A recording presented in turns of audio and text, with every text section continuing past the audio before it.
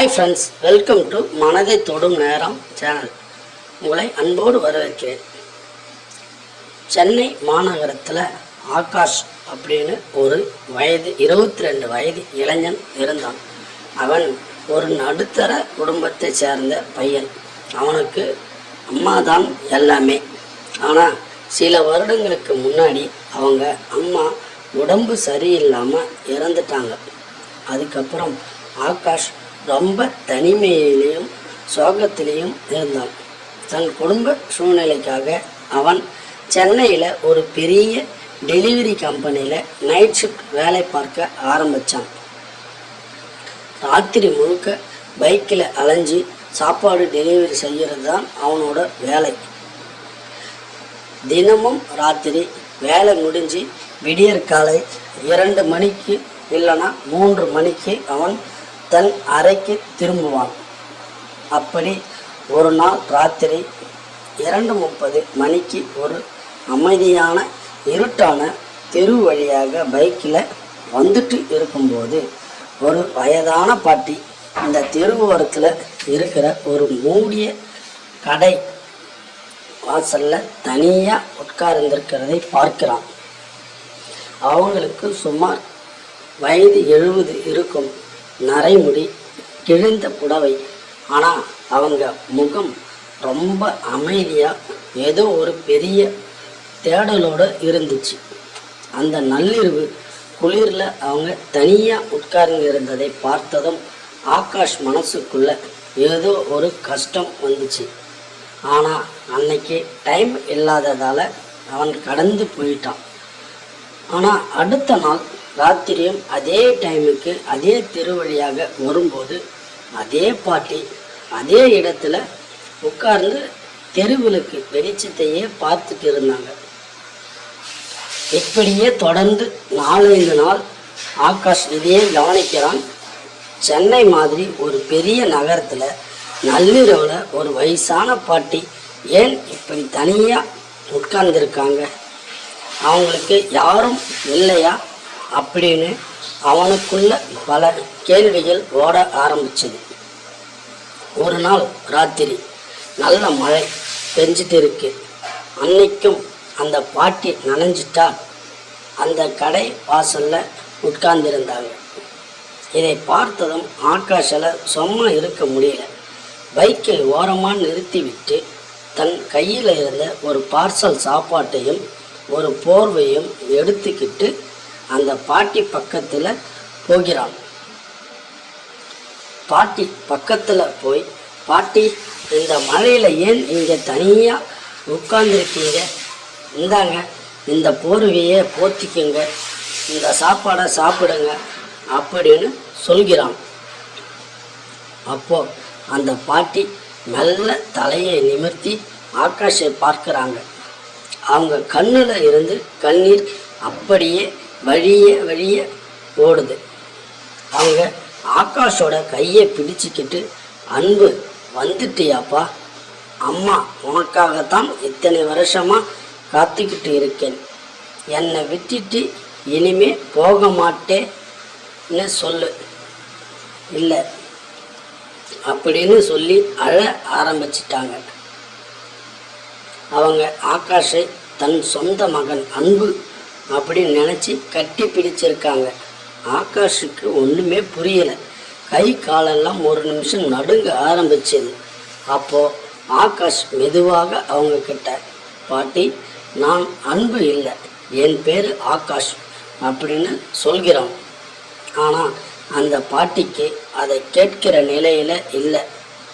அவங்களுக்கு சுய நினைவு சரியாக இல்லைங்கிறது ஆகாஷுக்கு அப்போதான் புரிய வந்தது. அவங்களுக்கு ஏதோ ஞாபக மறதி வியாதி இருக்கிறதை அன்பு புரிஞ்சிக்கிறான். சரி, இவங்களை இப்படியே ரோட்டில் விடக்கூடாதுன்னு நினச்சி பக்கத்தில் விசாரிக்கும்போது தான் அந்த பாட்டியோட உண்மையான பின்னணி அவனுக்கு தெரிய வருகிறது. அந்த பாட்டியோட பேர் மீனாட்சி. அவங்களுக்கு அன்புன்னு ஒரே ஒரு மகன் இருந்தான்.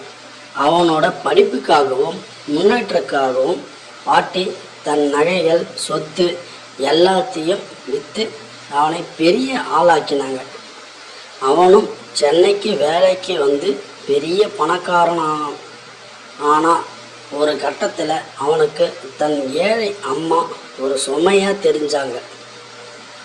ஒரு நாள் ராத்திரி அதே இடத்துல தன் அம்மாவை காரில் கூட்டிக்கிட்டு வந்து, எங்கேயே இருங்கம்மா, நான் வந்துடுறேன்னு அப்படின்னு சொல்லிவிட்டு போனவன் அப்புறம் வரவே இல்லை. அம்மாவை ஏமாத்திட்டு தனியாக தவிக்க விட்டு விட்டு போயிட்டான். அன்னையில இருந்து இன்னைக்கு வரைக்கும் கடந்த 5 வருடமாக அந்த பாட்டி தன் மகனை தன்னை தேடி அதே இடத்துக்கு வருவான் என்ற நம்பிக்கையில் தினமும் ராத்திரி 2 மணிக்கு வந்து விடிய விடிய காத்துக்கிட்டு இருக்காங்க. பகல் முழுக்க எங்கேயோ அலைஞ்சிட்டு ராத்திரியானா இந்த இடத்திற்கு வந்துடுவாங்க. இதை கேட்டதும் ஆகோஷோட நெஞ்சி அப்படியே வெடிச்சிரும் போல இருந்தது. பெத்த தாயை இப்படி நடு ரோட்டில் விட்ட அந்த மகனை நினைச்சு அவன் ரொம்ப ஆத்திரப்பட்டான். அதே சமயம் தன் தாயை இழந்து தவிக்கிற தனக்கு ஒரு தாய் வடிவில் ஒரு ஆறுதல் கிடைச்சதா அவன் உணர்ந்தான். ஆகாஷ் அந்த பாட்டி பக்கத்திலே போய் உட்கார்ந்து அவங்க கண்ணீரை துடைக்கிறான். அம்மா, என்னை மன்னிச்சிடுங்க.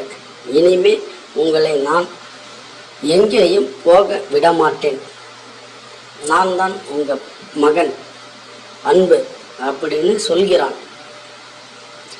அந்த வார்த்தையை கேட்டதும் மீனாட்சி அம்மாவோட முகத்தில் ஒரு நிம்மதி தெரியுது.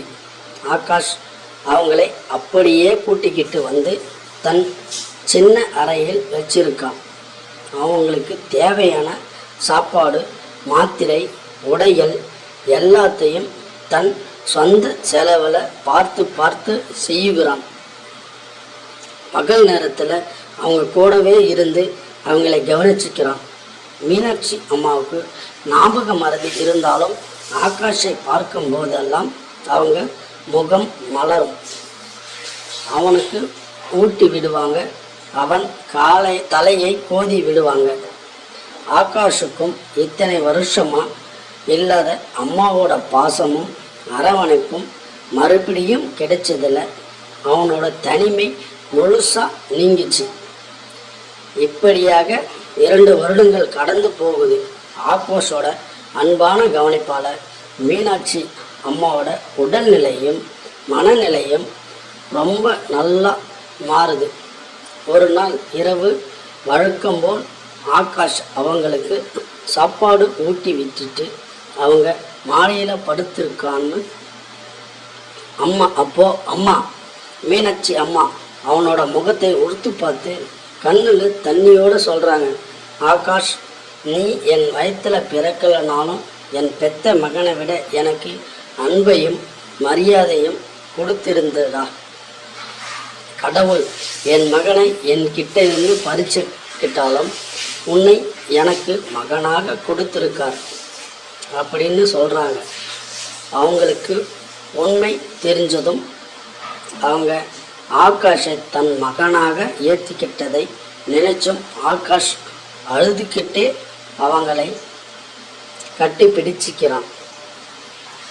பெத்த தாயை ரோட்டில் விட்ட அந்த பணக்கார மகனுக்கு மத்தியில் இரத்த பந்தமே இல்லைனாலும் ஒரு ஆதரவற்ற தாயை தன் அம்மாவாக ஏற்றிக்கிட்டு கவனித்த ஆகாஷோட வாழ்க்கை அந்த அம்மாவோட ஆசீர்வாதத்தால் ரொம்ப சிறப்பாக மாறுது.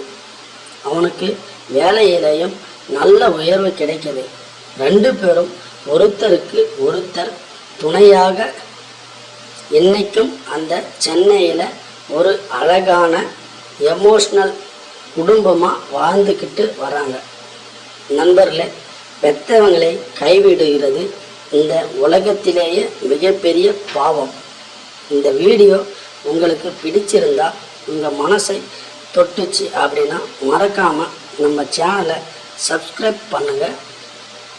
உங்கள் ஃப்ரெண்ட்ஸுக்கும் ஷேர் பண்ணுங்கள். தேங்க்ஸ்.